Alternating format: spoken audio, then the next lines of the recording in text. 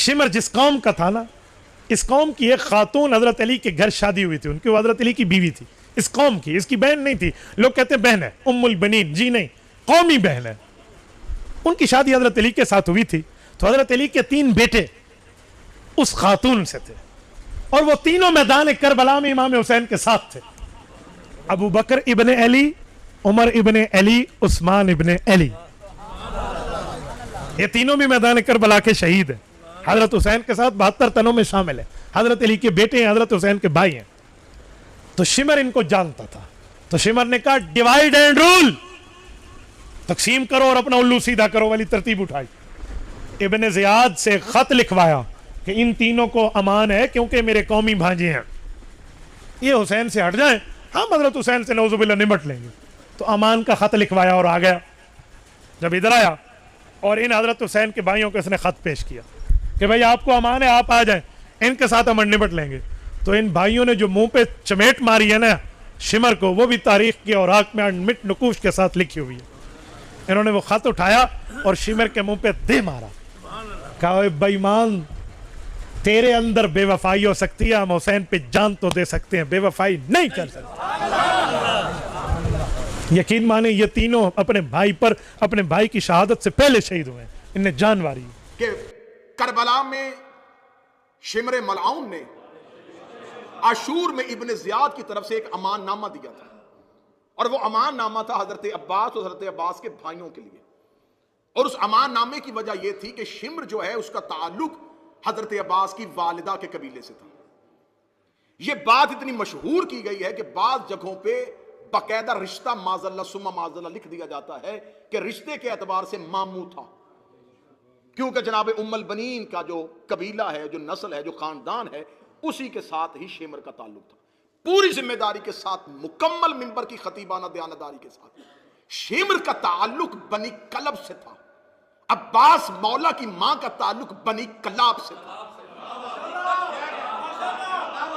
دونوں قبیلوں میں فرق ہے، وہ بنی کلاب میں سے تھی، یہ بنی کلب میں سے تھی. بنی کلب یہ وہ عرب کا قبیلہ تھا جو صحراؤں میں بھیڑے پالا کرتا تھا، بھیڑے پال کے شہروں میں جا کے بیچا کرتا تھا.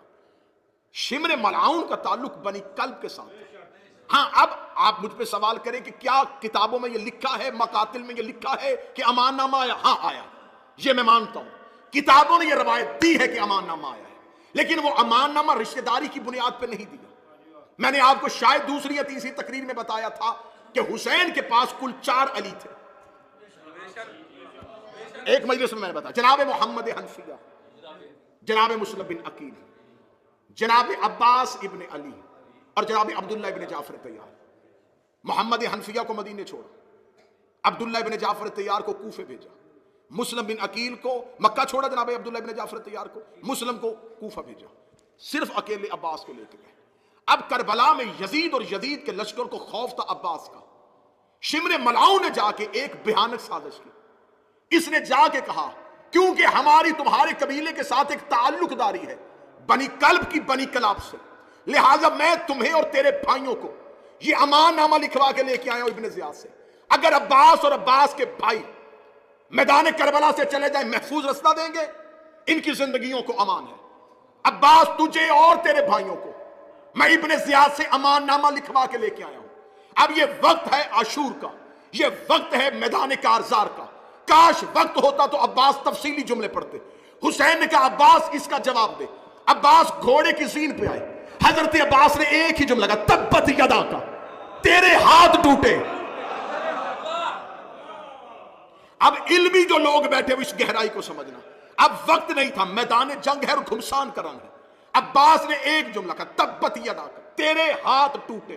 یہ لہجہ عباس نہیں ہے، یہ آیت قرآن ہے. کس کے لیے آئی تھی؟ ابو لہب کے لیے. تبت یدا ابی لہب، اے ابو لہب تیرے ہاتھ ٹوٹے. ابو لہب کا آج بھی تاریخ مغالطے میں ہے کہ ابو لہب رسول کا چچا تھا، لیکن ابو لہب رسول کا چچا نہیں تھا. پلا بنی ہاشم میں تھا لیکن خونی نہیں تھا. اس کی ماں لونڈی تھی، حضرت عبد المطلب کی کنیز اپنا بیٹا لے کے آئی تھی. پلا تھا اس قبیلے میں، لیکن کہلوانا شروع کیا کہ میں بنی ہاشم ہوں. خدا نے کہا تبت یا تیرے ہاتھ ٹوٹے. یہ جملے لہب کے لیے آئے تھے کہ ابو لہب بیٹا کسی اور کا ہے، پلا کسی قبیلے میں ہے. عباس نے وہی اللہ کا لہجہ استعمال کیا، اے شمر تیرے ہاتھ ٹوٹے، تو بیٹا کسی اور کا ہے، نسبت کسی اور سے دے رہا.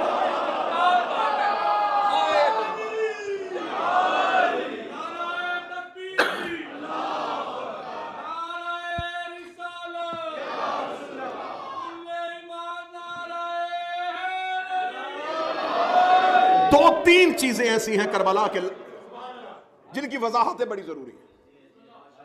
جناب محمد حنفیہ مولا علی کے بیٹے، ان کے لیے آج تک تاریخ نے، مورخ نے مشکوک کیا ہے محمد حنفیہ کا کردار، یہ کہہ کے کہ جناب محمد حنفیہ نے معاذ اللہ العیاذ باللہ امامت کا دعویٰ کیا تھا. محمد حنفیہ نے دعویٰ امامت نے کیا. ہاں یہ ہے کہ کچھ لوگوں نے محمد حنفیہ کو امام کہا تھا. اس فرقے کو فرقہ کیسانیہ کہا جاتا ہے. اس کے اثرات دنیا میں ختم ہو چکے، لیکن آذربائیجان اور مصر میں کہیں کہیں اس فرقے کے لوگ اب بھی پائے جاتے ہیں. ان فرقے والوں کے پاس دلیل کیا تھی؟ متوجہ ہیں بات کی جانب؟ ان کے پاس دلیل یہ تھی کہ بعد از شہادت حضرت امام حسین انہوں نے سید الساجدین کی امامت کو نہیں مانا. انہوں نے اپنی امامت کا تعلق منتقل کر دیا تھا جناب محمد حنفیہ کے. اور ان کے پاس دلیل کیا تھی؟ وہ دلیل یہ دیتے تھے کہ مولا علی کے بعد امام حسن امام بنے، پھر امام حسن کا بیٹا امام نہیں بنا، علی ہی کا دوسرا بیٹا امام بنا. تو اب اگر حسین شہید ہو گئے ہیں تو جیسے امامت نسل حسن میں نہیں گئی تو اب یہ نسل حسین میں بھی نہیں جائے گی، یہ نسل علی ہی میں رہے گی. تو لہٰذا اگر علی کا بیٹا زندہ کوئی موجود ہے تو امام علی کا بیٹا ہوگا. انہوں نے اس ایک عقیدے کی بنیاد پہ مولا سجاد زندان میں تھے، اور انہوں نے کہا ویسے بھی اس وقت امام وقت کا لوگوں کے درمیان موجود ہونا ضروری ہے تاکہ شہادت حسین پہ قیام کر سکے. تو انہوں نے محمد حنفیہ کی امامت کا اعلان کر دیا اور مدینے میں یہ کہنا شروع کر دیا کہ مدینے والوں پریشان ہونے کی کوئی ضرورت نہیں، اگر حسین شہید ہو گئے ہیں تو اگلا امام علی کا یہ بیٹا محمد حنفیہ ہے.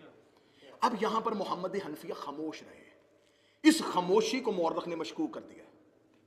مورخ یہ کہتا ہے کہ اگر محمد حنفیہ اس امامت پہ راضی نہیں تھے تو وہ خاموش کیوں رہے؟ اب ہمیں اس سوال کا جواب ڈھونڈنے کے لیے اس دور میں جانا پڑے گا. بہت سے واقعات ایسے ہوتے ہیں جس کا جواب اس دور میں ہی مل سکتا ہے، اس ماحول میں نہیں مل سکتا. اس ماحول میں جانا پڑے گا. جب ہم اس ماحول میں گئے تو ایک بہترین جواب ملا. جب جناب محمد حنفیہ کے لیے ان لوگوں نے امامت کا اعلان کیا تھا، اس وقت سید الساجدین شام کے زندان میں تھے اور دمشق میں ایک سازش کر لی گئی تھی کہ قتل حسین کے بعد آنے والا امام یہ سجاد اور اس کے بعد آنے والا امام محمد باقر ہے. دونوں باپ اور بیٹا کو شام کے زندان میں قید کرو. اس قید کو اتنا طولانی کرو، اتنا لمبا کرو کہ نسل امامت یہیں پہ ختم ہو جائے. اگر سجاد ضعیفی کی وجہ سے زندان میں مر جائیں تو اس کے بعد جو بیٹا باقر ہے یہ کم سن ہے، لہٰذا اسے بھی زندان میں رکھو تو نسل امامت یہیں سے قطع ہو جائے تاکہ ہم قتل حسین کے بعد اپنا اصل ہدف پا سکے کہ ہم نے صرف محمد کا بیٹا قتل نہیں کرنا تھا، ہم نے نسل محمد اور نسل امامت کو قطع کر دیا ہے. پھر ہم بنی امیہ بلا شرکت غیر دنیا میں حکمرانی کر سکیں گے. ادھر دمشق میں بند کمرے میں یہ سازش ہوئی، ادھر مدینے میں کچھ لوگوں نے محمد حنفیہ کی امامت کا اعلان کر دیا. خبر دمشق پہنچ گئی کہ تم سجاد کو قید کر کے بیٹھے ہو، یہ تو امام ہے ہی نہیں. آپ کو یاد ہے کہ اللہ نے غار کے باہر ایک مکڑی سے جالا بنوا دیا تھا. وہ کیا مکڑی کا جالا محمد سے زیادہ طاقتور تھا؟